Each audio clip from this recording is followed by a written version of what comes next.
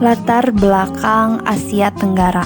Asia Tenggara adalah kawasan yang terkenal sebagai penghasil rempah-rempah serta sumber pangan penting lainnya.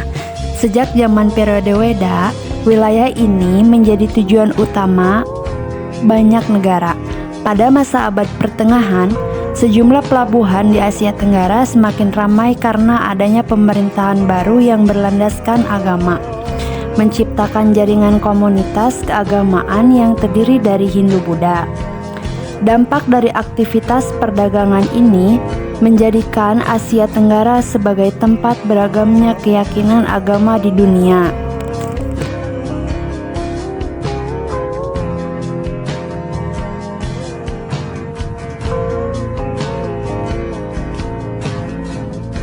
Lalu ada proses indianisasi. Indianisasi merupakan sebuah proses yang menggambarkan penyebaran pengaruh budaya India, khususnya agama Hindu dan Buddha ke wilayah Asia Tenggara. Proses ini berlangsung dalam waktu yang cukup lama, dimulai dari abad kedua hingga abad ke-15 Masehi. Ada peran penting dalam penyebaran agama dan budaya India ke Asia Tenggara. Yang pertama ada agama. Sebelum pengaruh India berkembang ke Asia Tenggara, masyarakat setempat telah memiliki kepercayaan yang mendalam, yaitu pemujaan terhadap roh nenek moyang dan benda-benda besar, yang dikenal sebagai animisme dan dinamisme. Dengan tumbuh dan berkembangnya agama serta budaya Hindu-Buddha, masyarakat mulai mengadopsi ajaran-ajaran tersebut. Meskipun begitu, unsur-unsur kepercayaan asli tetap bertahan, sehingga muncul paduan antara ajaran Hindu-Buddha dan penyembahan terhadap roh nenek moyang.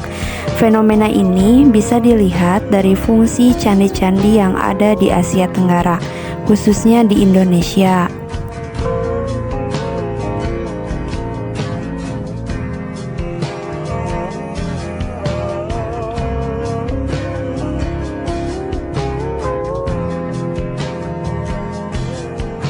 Ada budaya.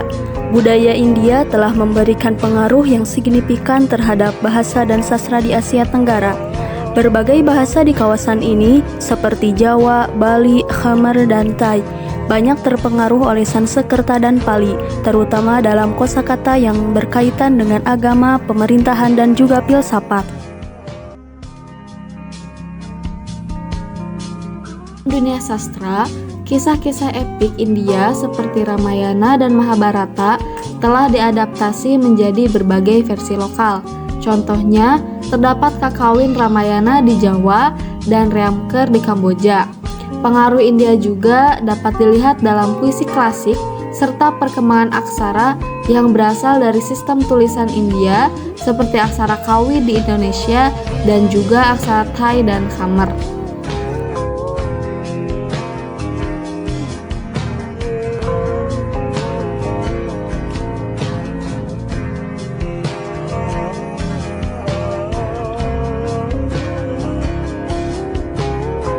Lalu, di sini ada proses sinisasi. Sinisasi adalah proses di mana sebuah budaya, masyarakat, atau kelompok mengadopsi berbagai unsur dari budaya Tionghoa, termasuk bahasa, adat istiadat, sistem pemerintahan, serta nilai-nilai sosial. Istilah ini sering digunakan dalam konteks sejarah, politik, dan budaya untuk menggambarkan penyebaran pengaruh Tiongkok ke daerah lain, seperti Asia Tenggara. Proses sinisasi dapat berlangsung secara alami melalui perdagangan dan interaksi budaya.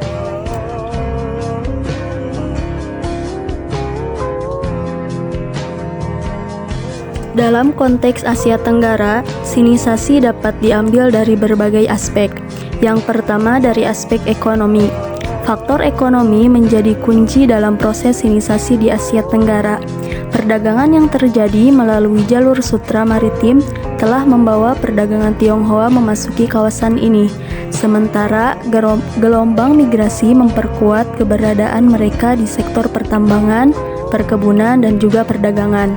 Dalam perkembangan ini, komunitas Tionghoa pun bermunculan di berbagai negara, membawa serta budaya dan tradisi mereka.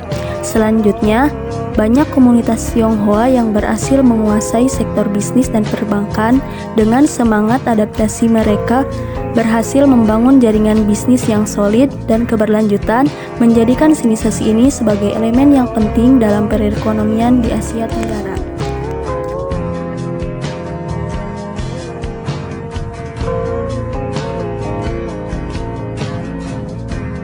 Lalu yang kedua ada aspek budaya. Yang pertama ada festival dan tradisi Tionghoa. Festival dan tradisi Tionghoa memiliki dampak yang signifikan di Asia Tenggara dengan perayaan-perayaan seperti Imlek dan festival kue bulan yang telah diintegrasikan ke dalam budaya lokal.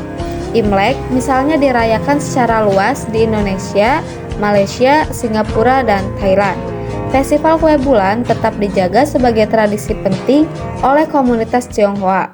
Berbagai tradisi ini tidak hanya memperkuat ikatan sosial antar etnis, tetapi juga memperkaya warisan budaya di kawasan Asia Tenggara.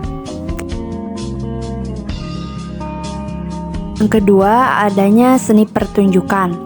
Kesenian pertunjukan dari Tiongkok termasuk opera Beijing, tarian barongsai, dan musik tradisional menjadi semakin dikenal di kawasan Asia Tenggara. Pertunjukan-pertunjukan tersebut biasanya diadakan dalam berbagai acara budaya dan festival, menarik perhatian penonton dari beragam latar belakang. Di samping itu, beberapa jenis seni pertunjukan tradisional yang ada di Asia Tenggara juga mulai mengintegrasikan elemen-elemen dari kesenian Tiongkok seperti pemakaian kostum, musik, serta metode berakting.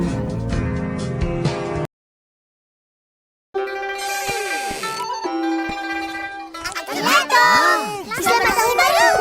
Wah, terima kasih. Selamat tahun baru Cina. Dah lama kita tak tengok tarian singa kan? Yulah, rindunya nak tengok tarian singa.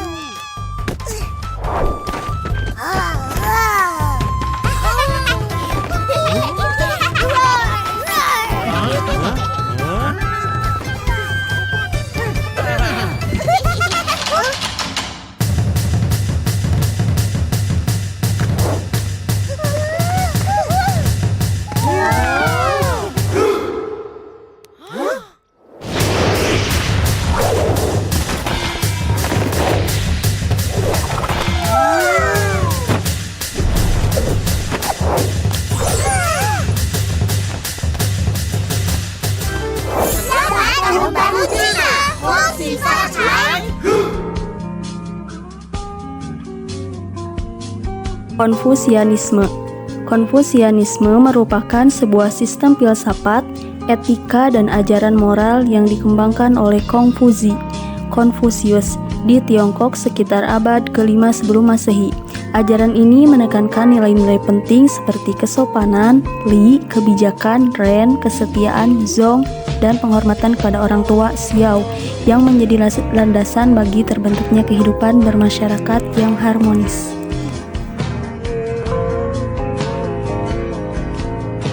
Yang pertama ada li atau kesopanan dan tata krama. Li mencakup aspek etika, adat istiadat, serta perilaku sopan yang perlu dijunjung dalam kehidupan sehari-hari. Nilai ini menekankan pentingnya dan menghormati tradisi, menjalankan aturan sosial, dan menganut norma budaya yang ada di dalam masyarakat. Yang kedua ada ren atau kebajikan dan kemanusiaan. Ren merupakan inti dari ajaran Konfusianisme yang mengedepankan nilai-nilai kebaikan hati, kasih sayang, dan empati dalam menjalin hubungan sosial. Konsep ini menekankan pentingnya memperlakukan orang lain dengan baik serta memperhatikan kesejahteraan mereka. Ketiga ada Chong atau kesetiaan. Chong menyoroti pentingnya kesetiaan terhadap negara, atasan atau pemimpin di lingkungan pemerintahan dan pekerjaan. Nilai ini seringkali berkaitan dengan konsep kepemimpinan yang berlandaskan pada moralitas, di mana seorang pemimpin diharapkan menunjukkan kebijakan untuk memperoleh kesetiaan kepada rakyatnya. Lalu, yang terakhir ada xiao atau kesetiaan dan penghormatan kepada orang tua. Xiao atau yang dikenal sebagai bakti merupakan kewajiban untuk menghormati dan merawat orang tua serta leluhur. Nilai ini memainkan peran yang sangat penting dalam struktur keluarga di masyarakat Asia, di mana anak-anak diharapkan untuk menghormati, patuh, dan merawat orang tua mereka hingga akhir hayat.